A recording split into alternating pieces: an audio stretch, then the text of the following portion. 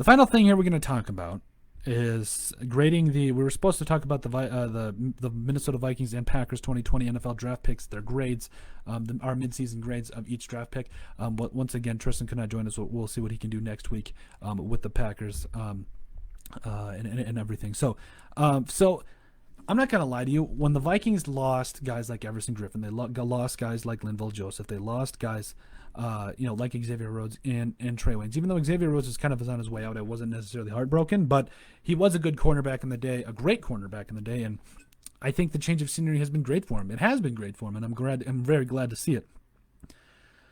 But this draft class has the potential to be one of the best in Rick Spielman's career. Now, last year was pretty good too. We can't debate that. I mean, you got guys coming out the woodworks out of last year's draft class, but this year, this has the chance to be one of the greatest draft classes that Rick Spielman has ever put together. Now, I kind of want to go back here to last year's draft class. Now, obviously, the thing that really separated it from last year for me was the fact that they got guys even the 7th round that are still on the team and very big contributors, mind you, very big contributors. I mean, other than obviously Garrett Bradbury, who was a steal in the 1st round, and I mean you got guys also like Irv Smith Jr. in the 2nd. This is just a team that last year they've always set the tone that they're going to draft well and they're always going to find a way to take care of business. But I mean, they got guys like Alexander Madison in the 3rd round. I mean, Drew Samia, he has not panned out. I will say that as a 4th round draft pick, but maybe there's still hope for him.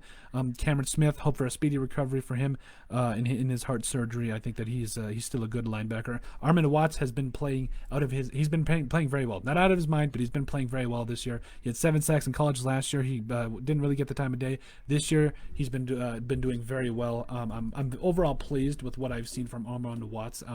We knew he was more of a pass rusher, but now he's really evolved into a guy that you can see is every bit of what you want. He's grading out at about a 58.4 PFF grade. He has half a sack on the season, and quite frankly, I think he's really starting to form into that defensive tackle the Vikings drafted him to be. Marcus Epps obviously went to the Eagles. He's still doing things. Oli Udoh, I think this is the only draft pick from last year that you can make the case that truly deserves a shot, and he's not getting it. I think the Vikings could get something special out of Oli Udoh because he's just a man. I mean, 6th round draft pick out of Ilan. I love his size, the way. If you want good tape, go back to week 17 of last year against the Bears. He handled Khalil Mack. Now, I talked to a buddy about this, Brant Beckman. I talked to him. I realized that Khalil Mack was injured. But even an injured Khalil Mack is better than the average pass rusher in the entire NFL. So take that for what it's worth. Again, Oli Udoh I think he just needs a shot. Maybe he might get that with somewhere else, but I hope not because he's too talented. Chris Boyd, a 7th round draft pick out of Texas, number 217.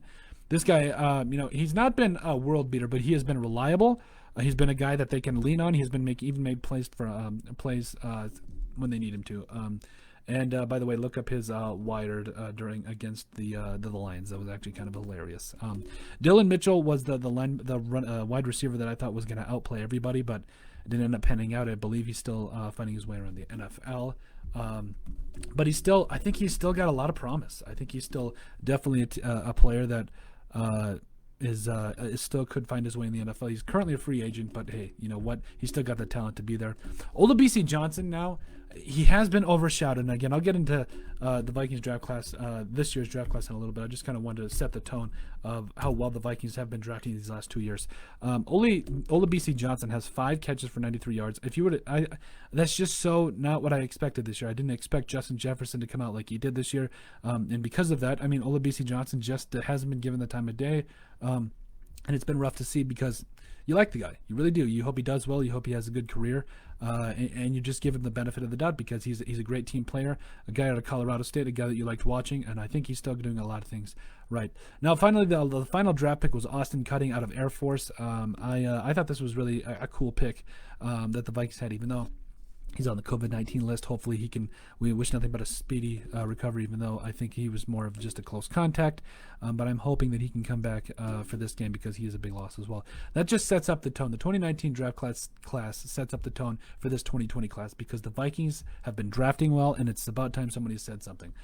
This first draft pick in the NFL, Justin Jefferson, we've covered it. He's been a world beater, and I've been absolutely loving what I'm seeing now. He has, he wasn't given really the time of day during the first 2 games of the NFL season and this season. And plus, this last couple of games, you can't really blame him because I think the Vikings did what they thought was best in taking their weakest link away. They were taking their weakest link away from them. That was on the field in Kirk Cousins in terms of him throwing interceptions. No, I don't think he's the weakest link on the team, but I think his turnovers were proving to be the Achilles heel of the team because it was just putting the defense in bad spots. And quite frankly, I think it was just really rough to be a part of that. Just really rough to overcome because I think that this team is too talented to have to be in that kind of a situation. But so the first 2 games of the NFL season, he had 5 catches for a combined, I believe, 70 yards. And just not exactly what you thought you were going to get from a guy like him, but since then, he's just been. Look at this week after week performance against the Titans: 7 catches for $175 and a touchdown. 4 catches the next week in the win against Houston for over 103 yards. Now against Seattle, they probably kind of shut him down a little bit. 3 catches for 23, but at the same time they were more keying on him, and Adam Thielen had a day, so I'll take that. Atlanta, 9 catches for 166 yards and 2 touchdowns. These last weeks he's had 6 catches for a total of looks like 90 yards. 6 catches for 90 yards, 15 yards a catch. He has been balling. I don't care what anybody says. He's been absolutely incredible. 34 catches, 627 yards, and 3 TDs on the year. He is looking every bit as much of those star wide receiver that the Vikings were looking for, and he's going to be a great player for the Vikings for years to come. Jeff Gladney, the corner out of TCU. I was a little worried about Jeff. I'm not going to lie to you. I was a little worried with how he was panning out to start out with. I'm not gonna lie, he got shredded against the Colts, even against the Packers. Excuse me, that was Cameron Dancer. I apologize, but it looked like it was going to be something that it was going to be a little rough for him. But he has rebounded very nicely this year. I have loved what I've seen from this man. He's grading out at a 60.8 PFF grade, and quite frankly, I'm loving what I'm seeing from him. He's a confident guy. Even if he does get beat on a pass, he's going to come back the next rep and just give you everything he's got. He's feisty. I think he's exactly what you're looking for. I feel like he's probably going to be more of a slot guy. He's a little on the shorter side,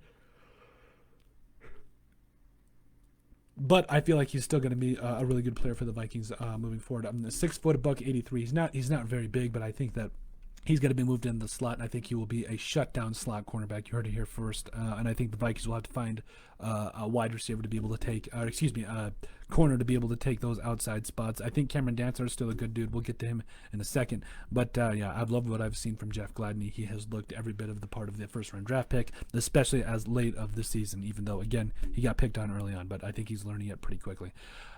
Second round pick 58 went to Ezra Cleveland, the offensive tackle out of Boise State. I was so frustrated the fact that the Vikings were not letting this man play from the beginning because, yes, he probably was going to play a tackle because Riley Reif is actually having a very good season. Good for him. Great to see. And, you got guys like Brian O'Neill on the right side who has also had a really good season. You're not going to take him off the field either. But we can't try this guy out of guard like earlier in the season. Like that's what he's been playing in training camp. Why can't we over Drew Samia, over Pat Elflein, something? Even Dakota Dozier, if maybe. I think he might be the most athletic offensive lineman on the entire Viking squad. It's possible. He might be more athletic than Garrett Bradbury. It's very possible, as well as Brian O'Neill. This guy is every legit bit of a guy that is going to change this offensive line room. And I got to give credit to Rick Spielman here. I think there's a lot of people and a lot of critics thought that he wasn't a guy that put a lot of stock into this offensive lineman. But if you think about it, the last couple of years, obviously you got third-round pick in Elflein a couple of years back. Then it went Brian O'Neill, then Garrett Bradbury, then this last year. You got Cleveland. So he's clearly putting capital into this offensive line. It's very much so improving. I think an upgrade at left guard might be in the works. It kind of depends on what happens with Riley Reif this next season. Even though I think he deserves to be back.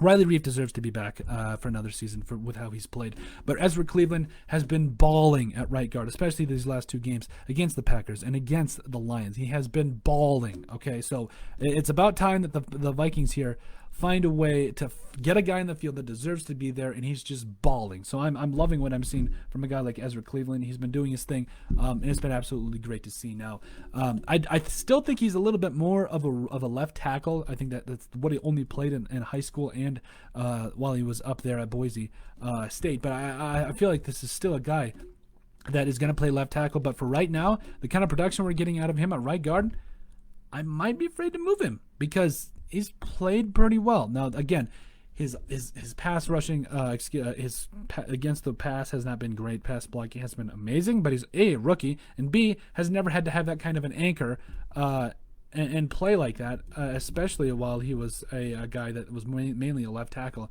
and now being thrust into guard where you have to have more of a stronger base to be able to hold those guys up. He has allowed 1 sack the entire year. He does not have a penalty yet. I'm going to knock on wood. Okay. Has not had a penalty yet. He has a 63.2 PFF grade. Balling. This guy, a rookie. I mean, I'm so happy with what the Vikings have set up. This is easily the best offensive line I've ever seen the Vikings have. I said it. I'll say it again. I don't care about the 2012 Vikings, the offensive line that helped Adrian Peterson run for 2,000 yards. Don't care. Nope. This right now is the best offensive line I've seen the Vikings have in a very, very long time. I'm going to say it again. They're the best offensive line, I would say, since probably the late 90s. Yes, this is the best offensive line they've had.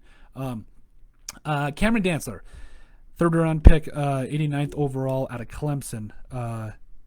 That's not right. No, he was out of, I believe Cameron Dantzler was out of Mississippi State. That's not right. Cameron Dantzler has been a guy that he's not disappointing. He's not disappointing. He went to Mississippi State. There we go. He's not disappointing. But he is, at the very least, a guy that you're worried about. He kind of went out early against the Packers with a concussion, kind of a horrific neck injury. I'm so glad he's okay. He might be back this week. He's had some up and downs, but I have liked what I've seen. He's a little bit of a lankier corner, but I do think that he is going to come out this next week. Or soon, and I think he's going to get back to his old ways of playing well. 6'2", $185. Once again, a former Bulldog at Mississippi State. Owns currently a 52.4 PFF grade. And again, I think he's been another guy just like Gladney that has been improving as the season wears on. Now, will the Vikings probably sink some more capital into these corners as we go along? Probably. But for the time being, these two guys have got in Gladney and Dantzler in the 1st and 3rd rounds. Been absolutely ecstatic to see here of what they've been playing like, and they've been doing a lot of great things. So, really excited to see what the Vikings cornerback room will look like with these two in the future. 4th-round pick, 117th overall, 117th overall defensive end, DJ Wonnum out of South Carolina. This guy, I almost didn't know how to peg him, because DJ Wonnum has been a guy that when he came in, I thought he was gonna be a project. I thought he was gonna be, it was gonna be at least a year or two before they got him in a consistent pass rushing status. But he made this game-sealing play against the Packers, and he's just been bringing it ever since. He's got 2 sacks on the season, a 52.6 PFF grade.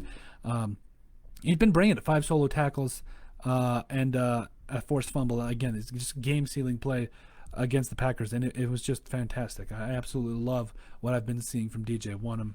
He's been getting it done. Man, I've been really excited to see what I've been seeing out of him. I think he's going to be more of a next year. It's going to be really interesting to see what the Vikings do with a guy like Fadio Danabo when they get Danielle Hunter back. Hopefully at 100%, please. Oh, he's just such a game changer. You got to love Danielle Hunter. Hopefully they get Hunter back. But DJ Wonnum in the meantime has been holding down the fort. He's been getting it done, putting some pressure on the opposing quarterbacks, and has actually held up pretty solidly in the run as well. Other 4th-round pick out of, let's see here, James Lynch out of Baylor, 130th overall. Man, could he have made any more bigger splash plays when he first got on the field than against that sack against the Seahawks? When that happened, I was immediately looking online shopping to buy his jersey immediately, because I love the way he plays. I love the way that he just competes. He's a lunch pail guy. He's going to come in every day. He's not the most athletic, but he's a guy that's just not going to give up on a play. He's going to find a way to keep making plays. And God, it's just so much fun to watch him go out there and do his thing. I think he needs more of a shot, but I also think that guys like Armand Watts has been playing very well. Shamar Stephen has also been getting it done. Jaleel Johnson's been stepping up. So this Vikings defensive tackle room probably has seen some guys that are all of a sudden stepping up all the way. But I mean, I've been absolutely loved also what I've seen from James Lynch as well. Hopefully he gets more of a shot. Hopefully he gets more more playing time to get in there, because I think he does bring a lot to the table in both terms of run support and being a pass rusher as well. The last 4th round pick, 132nd overall out of Oregon, Troy Dye. has been kind of. I think he's the starter now. When they go base package, when they don't have their nickel package in, but I mean the Vikings are mostly nickel most of the time. But I've seen some good things from Troy Dye here now. I think that there's a lot to build off of. He's obviously just a big guy that could cover. He played everything at Oregon, so I mean it was kind of one of those things where the Vikings were going to just try to get the best player, all-around player that could run, that could cover, put some pressure on the quarterback and do his thing. 6'4", 226. I mean, he's kind of a tweener. He could play linebacker. He could play safety. I just feel like this guy he's going to be something special. I know, again, it doesn't look great right now, a 44.1 PFF grade right now, but he is going to be something special as the Vikings go along here, and he's going to be something that a linebacker that changes everything. But also at the same time, Eric Wilson's been playing out of his mind. I love what I've seen from Eric Wilson. First fifth round pick, 169th overall, Harrison Hand out of Temple. This one was intriguing because I felt like Harrison Hand, he ran a respectable 40. He watching tape on him, a little stiff-hipped, and didn't necessarily open up his hips very well, especially coming out of breaks. But I felt like he was a guy that still showed some stuff, just competed very well at that level and did very well. I was very pleased. During the season, though, he's actually been kind of a pleasant surprise. Now, he hasn't gotten as much playing time due to injury and stuff, and also the fact that Dantzler and Gladney are, probably going to get the remainder of the snaps if they both stay healthy. So, but Harrison Hand, even though he has been injured, currently, even though he hasn't played a whole lot, he has allowed 6 catches on 7 targets, but he has a 61.7 PFF grade. Been really, overall, that is. And I've been really happy with what he's done so far. I think he's going to provide solid depth. Maybe Mike Zimmer can get a little bit more out of him. Maybe be a starter in the NFL later on this year. We'll see what happens. And then finally, the last 5th round pick, 176th overall wide receiver KJ Osborne, taken out of the U, Miami. This guy, I don't know, he hasn't played an offensive snap yet. He's been mainly playing as a punt returner and as a kickoff returner. He's had some nice returns, but not that would warrant me thinking that he should be taken in the 5th round. I think the Vikings had some better players on their board, but they took him, and they're going to live with it, obviously. But I think we're going to have to see what happens because he hasn't played an offensive snap yet. But I'm excited to see how he comes out the rest of the season and see what he can bring to the table, because he's even been thrown out there as a punt gunner. Came up with a big tackle a couple of weeks ago, and I think he's going to provide some good stuff as the year goes on and later on in his career as well. First 6th round pick, number 200, the 203rd overall pick. The Vikings took offensive tackle Blake Brandel. That's a tongue twister. Out of Oregon State. He was a guy coming out of Oregon State that I thought maybe needed a little bit of work in terms of refinement with his hands and technique, but he immediately started playing like there was no tomorrow coming out of training camp, and he was just playing great. So he didn't necessarily continue to do that. I think that it's kind of a rougher thing here. He's on the practice squad right now, but I think that with a little bit more work, the Vikings could have a possible either a solid backup tackle or maybe even a guy that might be able to start. I'm not sure yet. Maybe if he is your starter in the NFL, but he showed a lot of great stuff, especially during training camp, and I'm really excited to see what he does. Just keep developing those offensive linemen because we need them. And then with the 205th pick, the Vikings took Josh Metellus out of Michigan. This guy's been a little rough. He's been almost a liability. He kind of got sunned against Davante Adams, but who's not going to get sunned against Davante Adams?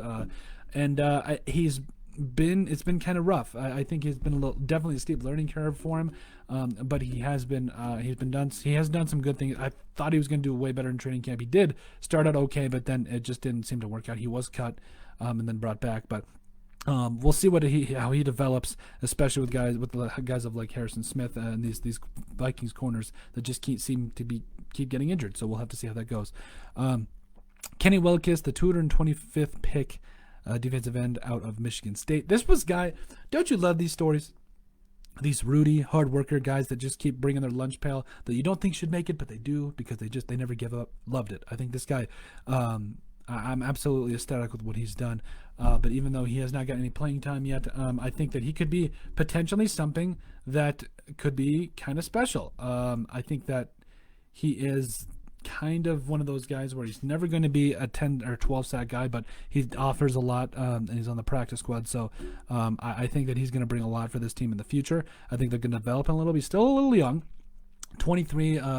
standing 6'4". So I think he's obviously going to bring some stuff for the Vikings in the future. But I think the Vikings need to put on a little bit of size and see what they can get out of this kid. But because I think he comes with a little bit of attitude, and I love what he did at Michigan State. So he's going to be really fun to watch.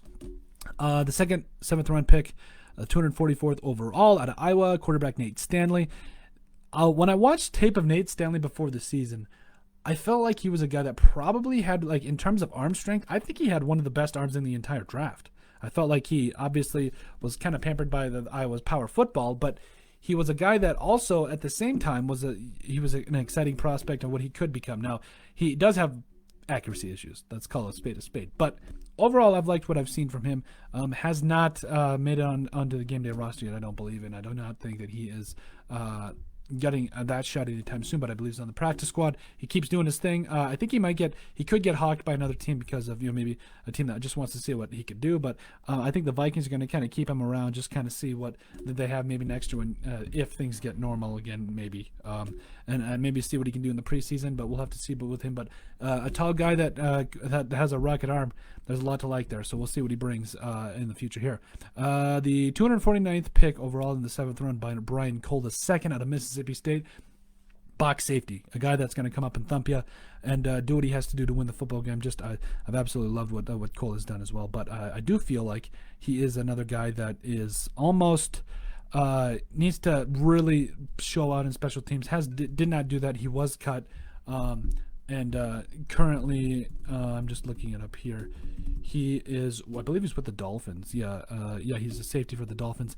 Kind of a box guy, a little bit, he's in the taller range, about 6'2", but he can bring the wood. He hits with authority. I just felt like he was a guy that was going to be a project just to see what the Vikings could do. Because obviously they had Harrison Smith and Anthony Harris.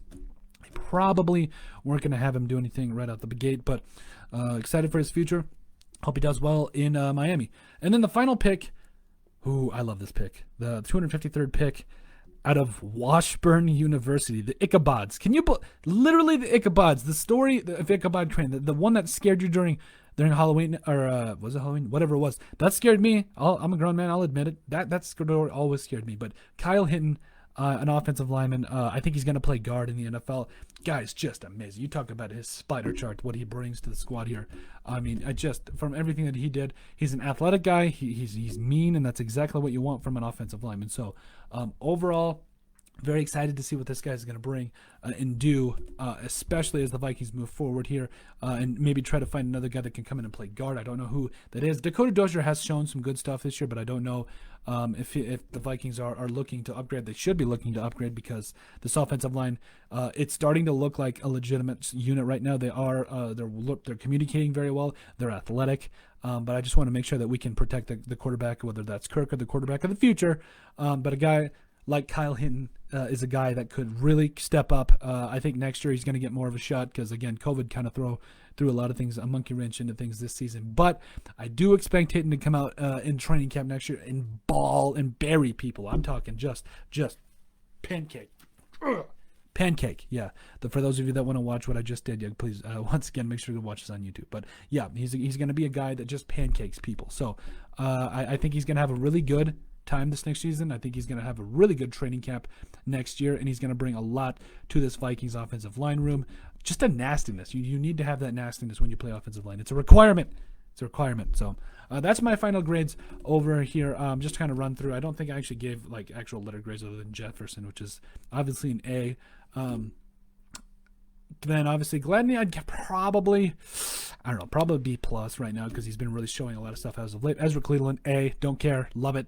Cameron Dancer, C plus, B minus. He's going to keep getting better. DJ Wanham, B minus. Done some good things. James Lynch, C plus, only because he hasn't gotten a lot of playing time. Troy Dye, probably a B. He's shown some good stuff, and I still really like him. Think he's going to do some great things. Harrison Hand, limited time, give you a B. You'd look good. KJ Osborne, C plus. Got a lot to prove.